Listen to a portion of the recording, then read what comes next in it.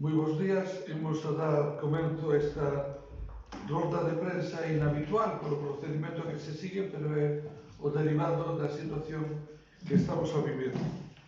De feito, quero decir e quero empezar expresando o agradecimento a todas e todos os ciudadanos de Santiago polo comportamento que están tendo. Creo que hai un seguimento francamente moi positivo do conxunto de normas e medidas que se teñen dictado. Sei que non vai a ser doado, porque este é un proceso que probablemente se prolongue máis aló dos 14 días iniciales que está previsto, pero entre todos, traballando entre todos, imos a conseguir facer de frente e superar esta situación. Hoxe, na Xunta de Goberno, se tramitaron temas ordinarios, como foron, por exemplo, diferentes licencias de obras, unha para a construcción dun edificio de 14 vivendas no Avío. Tamén se aprobou, que quedará paralizado de momento, o procedimento de licitación para contratar o servicio de limpeza das instalacións municipales e diferentes acordos de naturaleza semellante. Non obstante, dada a situación, se lle prestou unha atención especial ás medidas derivadas da crisis que estamos a vivir. Por un lado, o Concello tomou conta e acordou a interrupción de todos os plazos e procedimentos que están en tramitación no propio Concello, desde períodos de exposición ao público, o plazo de inscripción nas escolas infantiles municipales que estaba previsto abrir no día de hoxe queda posposto e todos os demais plazos quedan interrumpidos. Se hai algún tipo de dúbida, a través do Servicio de Atención ao Cidadán se podrá facilitar a información correspondente. Tamén abordamos a situación dos servicios de titularidade municipal. Onte, seguramente será sabido, o Concello, neste caso a Alcaldía, emitiu un decreto establecendo como van a funcionar os servicios municipales, declarando cales son os servicios que se consideran esenciales e, por lo tanto, os que se le prestará unha atención preferente, establecendo como funcionarán o resto dos servicios e departamentos, co objetivo de que este período non supoña a paralización absoluta da actividade municipal e, sobre todo, aqueles servicios que se están prestando aos ciudadanos e que son máis fundamentales se poidan seguir prestando alo menos un idéntico nivel de calidad. Na reunión do vindeiro mércores, que se celebrará, se non hai cambios, o mércores ás 10 da mañá, abordaremos tamén as decisións con relación aos servicios públicos que se están prestando a través de empresas concesionarias, sea limpieza viaria, alumbrado, parques e xardíns, etc. Temos previsto establecer en que condicións sempre estarán esos servicios a partir do mércores, en que casos é preciso proceder á suspensión temporal de contratos, en que casos é necesario modificar os contratos existentes e, desde logo, aqueles que deberán seguirse prestando e incluso reforzando. Transporte público, etc. O transporte lle prestamos bastante atención na reunión de hoxe. Hai unha serie de medidas provisionales que se dictaron o pasado sábado, entre outras a reducción da capacidade dos autobuses a terceira parte. Tamén se acordou transformar as máquinas de compra de billetes que se van trasladar de diante á parte de atrás. Se inhabilita, digamos, a primeira fila de asentos detrás do condutor para establecer unha maior separación entre o condutor e os usuarios do autobús. A parte de eso, se van a habilitar espacios en diferentes puntos da ciudad, nomeadamente na estación de autobuses, con un objetivo importante en os propios autobuses, que a partir do vindeiro xoves non se poderá pagar en efectivo nos autobuses. É dicir, as persoas que utilizan o autobús a partir do vindeiro xoves deberán ir coas tarxetas e os abonos correspondentes. Non se poderá adquirir o billete dentro do propio autobús pagando en efectivo como se viña facendo o día de hoxe. Repito, se suprimirá a partir dos xoves o pago efectivo dentro do propio autobús e ao mesmo tempo, probablemente, con efectos dos xoves, se produza un reaxuste no funcionamento das líneas de autobuses. Os datos que temos do fin de semana nos indican que houve unha disminución do 80% no número de usuarios. Vamos a ver os datos que temos entre o lunes e o martes e en función de eso procederemos a reaxustar o número de servicios e unidades que prestan servicio para o conxunto da ciudadanía, dando por sentado que as medidas de disminución da mobilidade que están aprobadas e acordadas, lógicamente, teñen como efecto unha disminución da demanda de transporte. Xa digo, os datos do fin de semana e unha disminución do 80%. Vamos a ver como se comportan los martes. Con esos datos o mércoles adoptaremos as medidas que consideremos oportunos.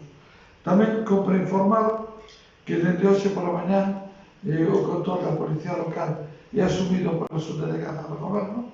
Por lo tanto, a Policía Local queda ás órdenes desta subdelegación.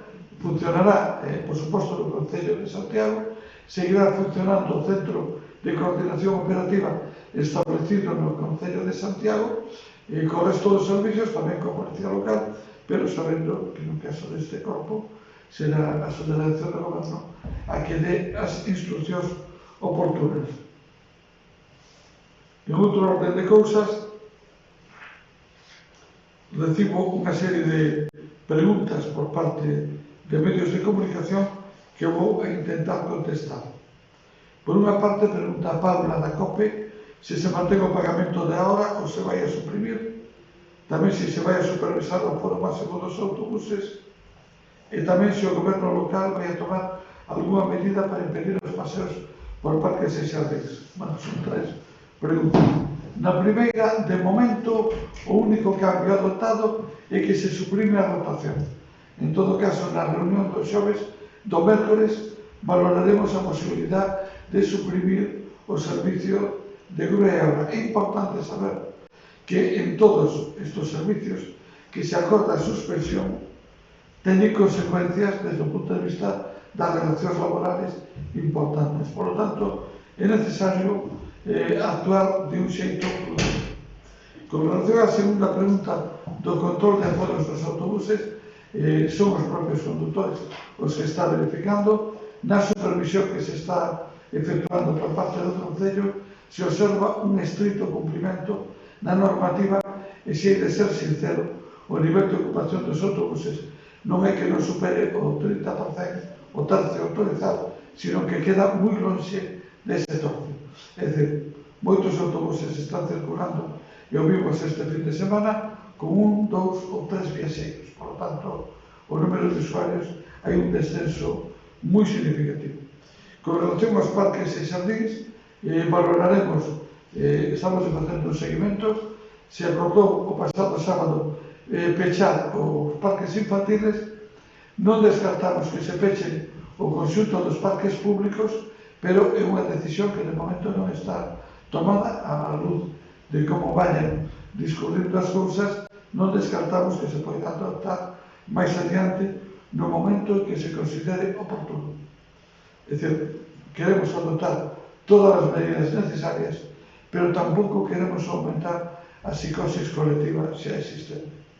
Tamén pregunta Paula se se multou algún cidadán. Non, de momento non. Se lle deron avisos a establecimentos que non pecharan no horario, se fai un seguimento de determinado tipo de comercios, estamos pendientes de todo, pero de momento non se formulou ninguna denuncia porque non se considerou necesario facelo.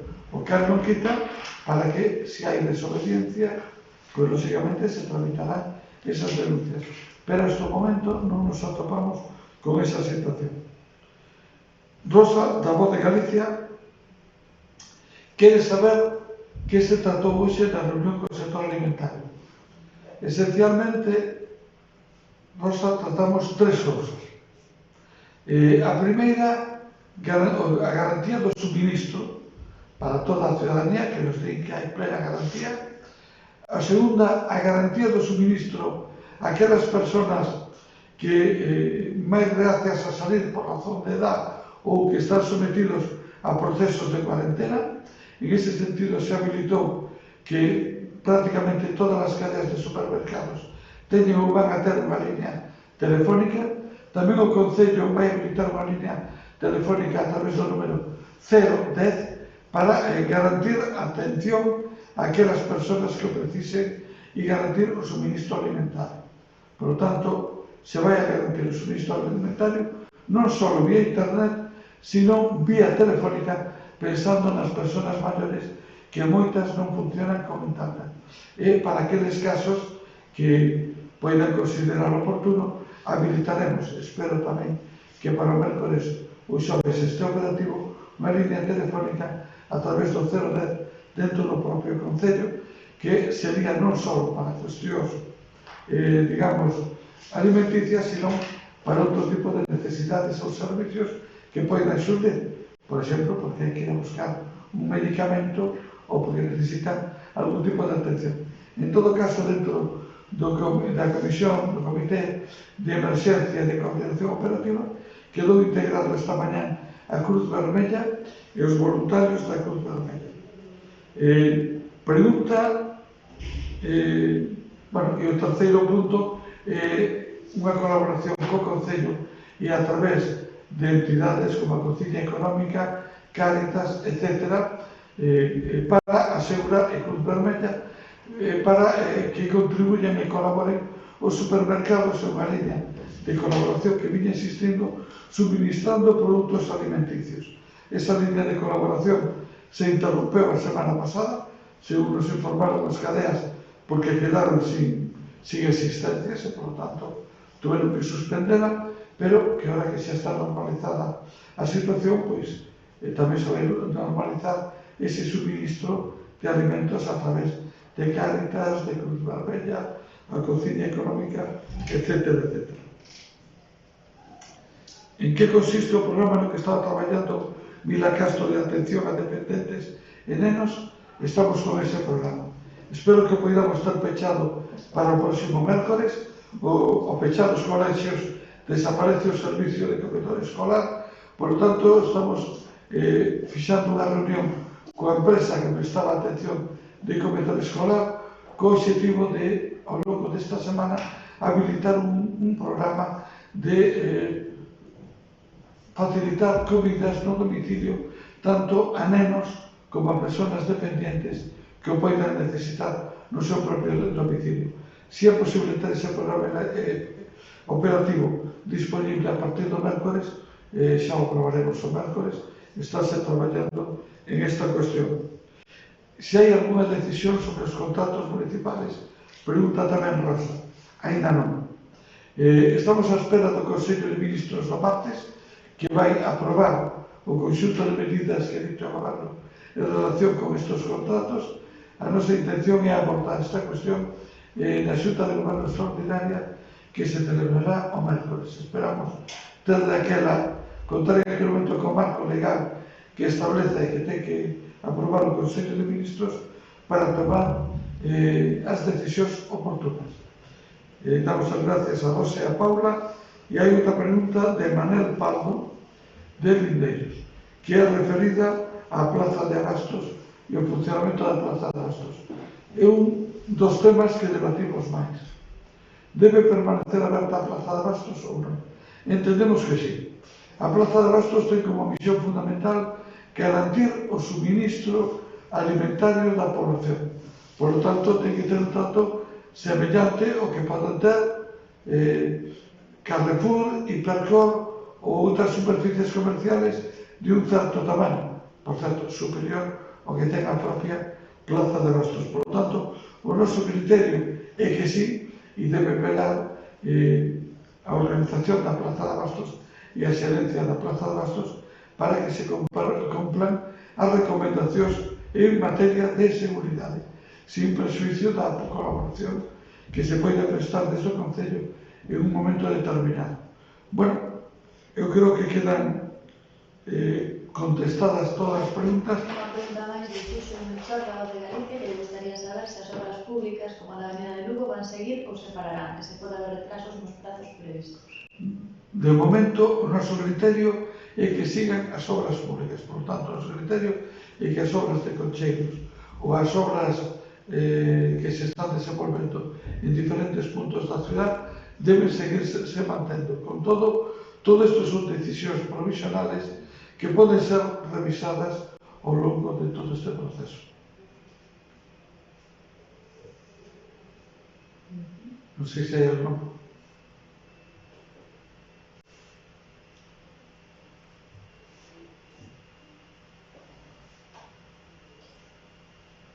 Se hai alguma pregunta máis. Se está articulando alguna solución para as persoas que están na rúa e que non van poder acceder a estes Efectivamente, este é un tema, por certo, que preguntou tamén Paula e que me esqueci na miña contestación.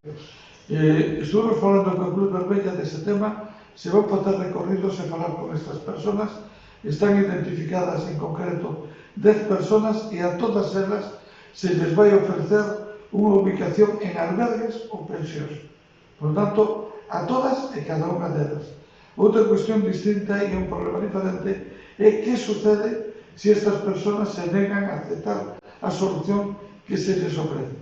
Ese é un tema que se formulará esta consulta hoxe na subdelegación do Goberno para ver se é posible, de acordo coa lei de emerxencia, obligarlos a que se teñan que acoller en un recinto pechado, sexa un albergue, sexa unha pensión ou sexa un centro hospitalario. Hasta o momento, esa solución non é factible porque solamente o xuez pode ordenar o ingreso forzoso desas persoas en ningún centro de atención e é algo que escapa da atención das competencias municipales. O que sí se les vai ofrecer é plaza en albergue ou pensión. A todos e cada un deles. Tamén se les vai facilitar comida. Tamén a cociña económica vai seguir funcionando de unha forma extraordinaria. En lugar de dar comidas dentro da cociña económica, se les facilitará un tupper o desayuno, a comida e a cena ás persoas que acudan á cociña económica. Era imposible xestionar a organización desas comidas dentro do propio recinto, cumplindo as normativas de seguridade, e, por tanto, se les vai facilitar un tupper, comida cociñada e quente. Algo máis? Bueno, seguramente haberá máis cousas. Pero, Pilar, xuro.